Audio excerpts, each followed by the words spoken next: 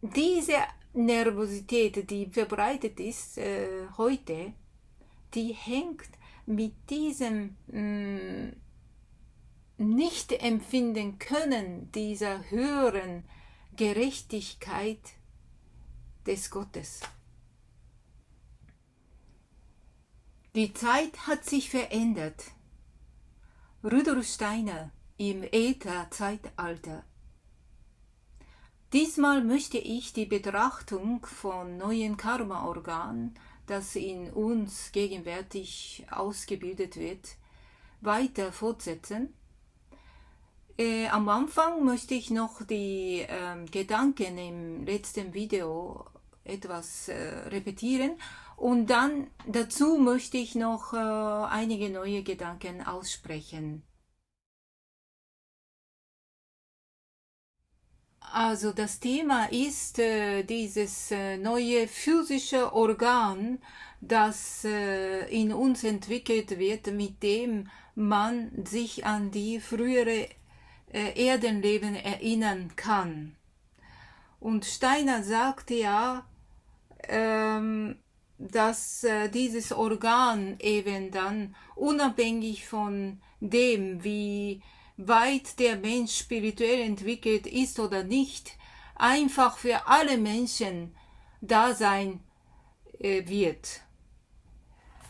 Und das Erschütternde an diesen ganzen Sachen ist, so wie er sagt, ein Organ zu besitzen und unfähig sein, es zu gebrauchen, ruft nervöse Krankheiten von einer ganz bestimmten Art hervor, und diese Nervenerkrankungen, die dadurch entstehen werden, dass man dieses besondere Organ besitzt und es nicht gebrauchen kann, werden viel schlimmere sein als alle diejenigen, die der Mensch bis jetzt gekannt hat. Also, was heißt das hier? Wir haben ja so verschiedene Organe in uns und an uns. Also wir haben Augen, wir haben die Nase, wir haben Mund, wir haben Ohren und so weiter. Und durch die Augen können wir die Welt sehen, durch die Ohren können wir die Welt hören und so weiter.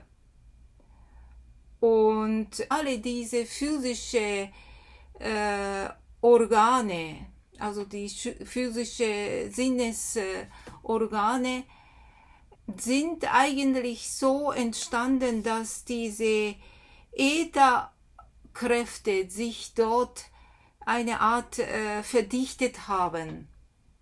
Wenn wir so ein Organ bekommen, ein neues Organ bekommen und verwenden dieses Organ nicht, ja, wir ignorieren diese neue Fähigkeiten, die neue Wahrnehmungsmöglichkeiten ab.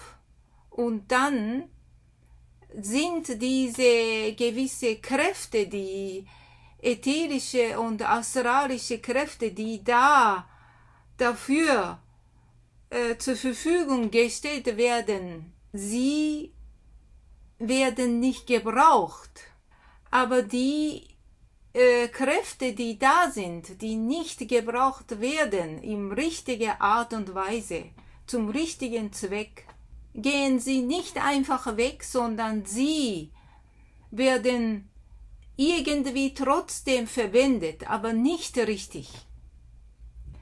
Und ich denke, diese Nervosität, die dadurch entstehen wird, das hängt damit zusammen, dass diese Kräfte, die zur Verfügung gestellt worden sind, dass sie nicht aufgegriffen werden von dem Menschen, der das hat.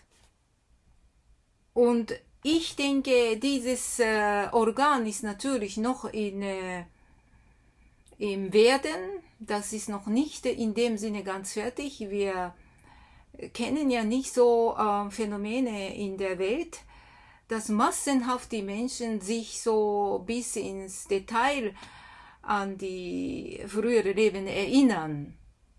Aber dieses Organ ist sicherlich schon weiter entwickelt, bereits als vor 100 Jahren, wo Rudolf Steiner darüber gesprochen hat.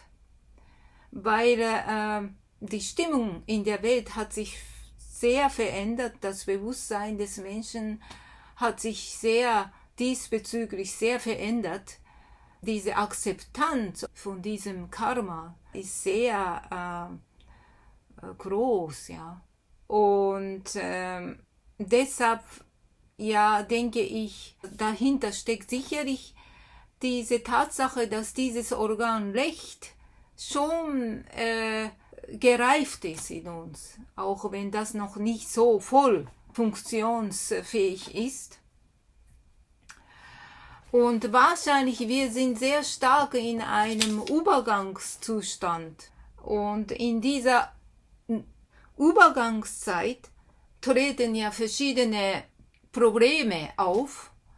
Und diese Nervosität können wir vielleicht darin sehen, ja, dass die viele Erwachsenen, aber auch viele Kinder ganz starke so Unruhe, ganz starke Nervosität haben. Das gehört ja zu einer Art Kulturkrankheit unserer Zeit, schon lange. Und ich denke, hinter diesen Kulturkrankheit sehe ich diese Tatsache, dass dieses Organ immer reifer wird in uns, und aber wir dementsprechend noch nicht wirklich voll diese Bewusstsein für das wiederholte Erdenleben. Ja. Ich stelle mir vor, wenn man nur mit diesem Bewusstsein lebt, dieses Leben ist das einzige Leben. Vor diesem Leben gab es keine andere Leben, und nach diesem Leben gibt es auch kein anderes Leben. Und was für ein Gefühl entsteht da?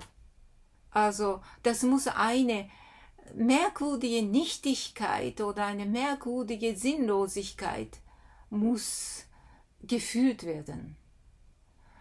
Für mich ist das sehr stark eine Ungerechtigkeit, eine gewisse Gottlosigkeit.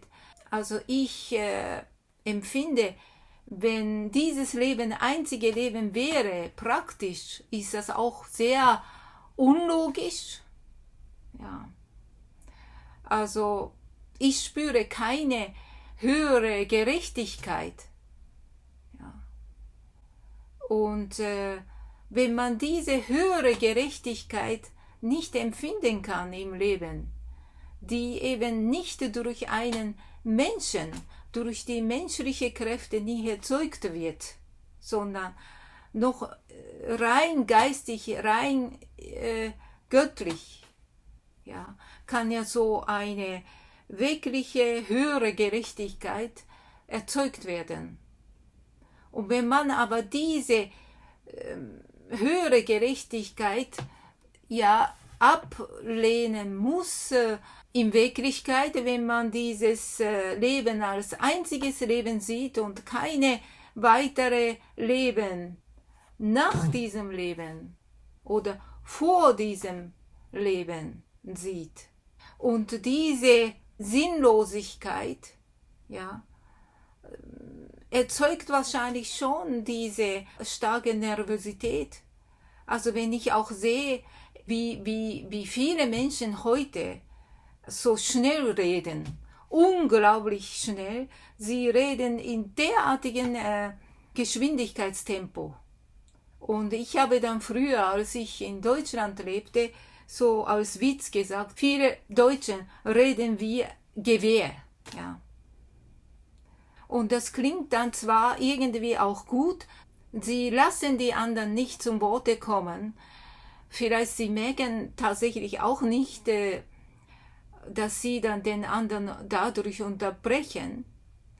Aber ich denke, dahinter steckt auch eine gewisse Nervosität. Ja. Und ich denke, diese Nervosität, die verbreitet ist heute, die hängt mit diesem nicht empfinden können, dieser höheren Gerechtigkeit des Gottes.